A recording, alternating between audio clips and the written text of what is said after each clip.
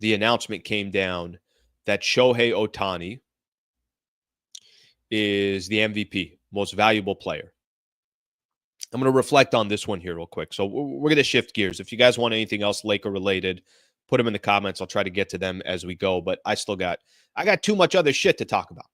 You know what I mean? Maybe if the Lakers beat the Magic yesterday, maybe I would have spent more time on them. These bums. Hit a free throw. All right, let me just get a cup of coffee here. Cheers to all of you that are hanging out on this Friday morning.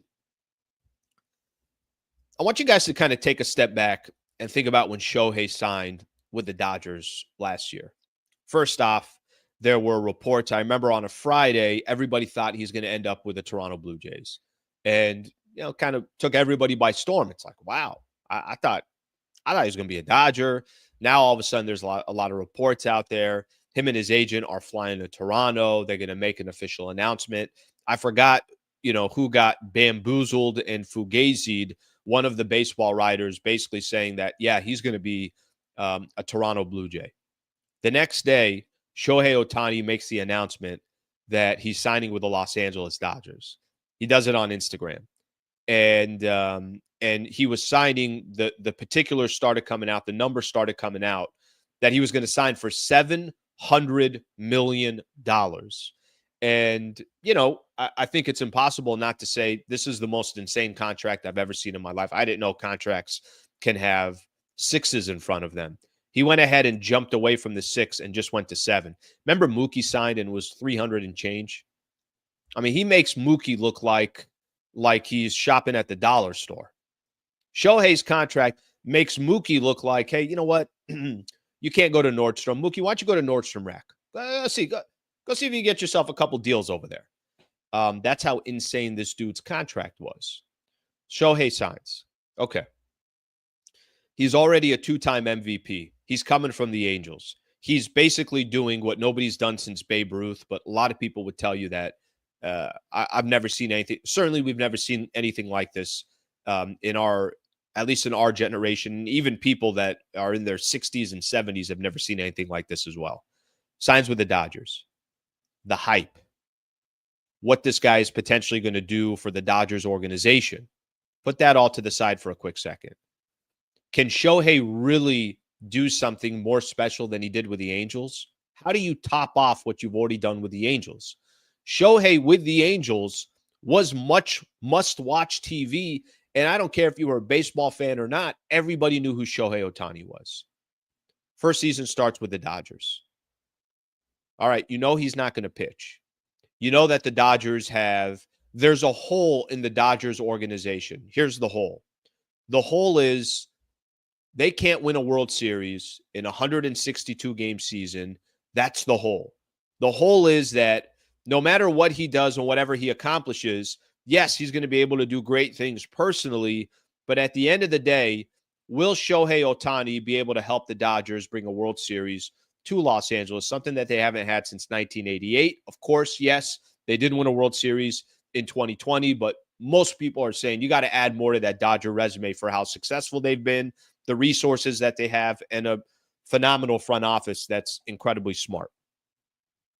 Here's what Shohei does in his first year as a Los Angeles Dodger. He hits a career-high .310.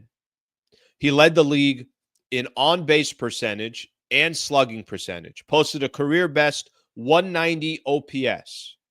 Career-high with 197 hits, 38 doubles, 54 home runs, 130 RBIs, 134 runs, and 59 stolen bases. He is the first player ever to be in the 50-50 club.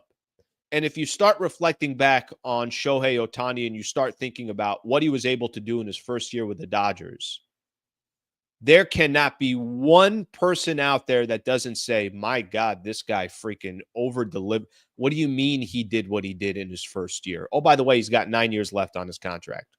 Oh, by the way, the fact that he deferred his money allowed that front office, we can go pay Yamamoto $325. We can go get Teoscar Hernandez on a 1-year deal at 24, 20, whatever that number was. We can go give Tyler Glasnow a 5-year deal for 130 and change. That on top of him coming to the Dodgers, he also gave leniency to the front office to go spend even more money. And the Dodgers don't have an issue with spending money, but that certainly allowed them to do so based off of what he did. He's the first player, or he's the second player in MLB history to win a MVP in the American League and in the National League. Frank Robinson's the only other player to do it, to win an MVP in each league. He had moments that I'm going to walk through you guys here real quick. He had moments that I think all of us just kind of sit back and say, this just doesn't make any sense. None of this makes any sense. Let me give you an example. Let me play this one. This is one of his moments that makes no sense and was part of Major League Baseball history. Take a look. First pitch. Fly ball, right center field. Series going back. He's at the track. He's at the wall. 40-40. Walk-off grand slam. No way. What a moment. History.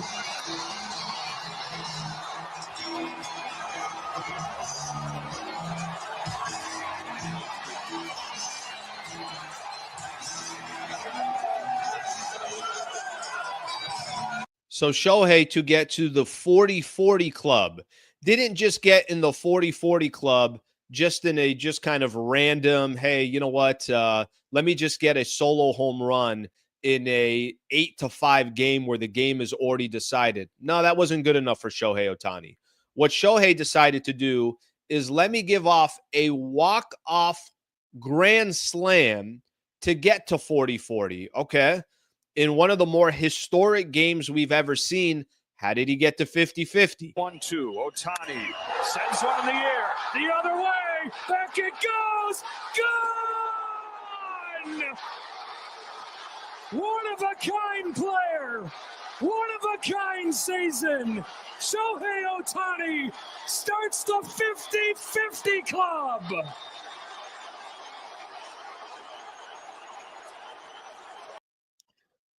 Shohei decided to get to 50-50. It wasn't good enough to just get to 50-50. Shohei decided, let me do something that's a little bit unique here.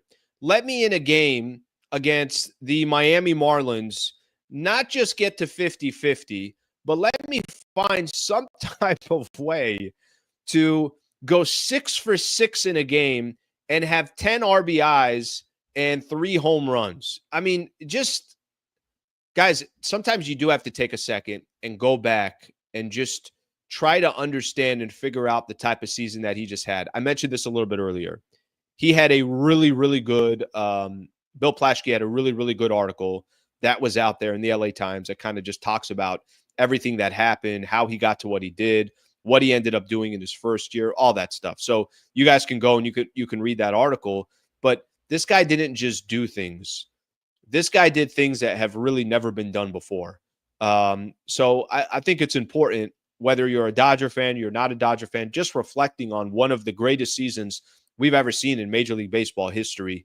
And it was all on Shohei. And oh, by the way, what was in his first game in the playoffs, he hits the 3-run homer. Dodgers end up winning that first game against the Padres. I actually thought that game was the decisive game. I really do. I think Padres win that game. They maybe win that series. They got off to a 3-0 lead. He ties the game at 3 apiece. The injury that he had in the World Series against the Yankees, remember, that was in game 2, and he stayed in the lineup, played the entire time. Just an incredible season for Shohei Ohtani. And whatever you thought it was he was going to do and he was going to accomplish, he shattered those expectations, shattered them.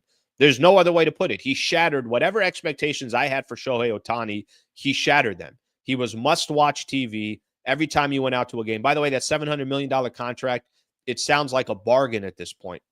I know. What are you going to do with it's just money, but $700 million literally sounds like a bargain.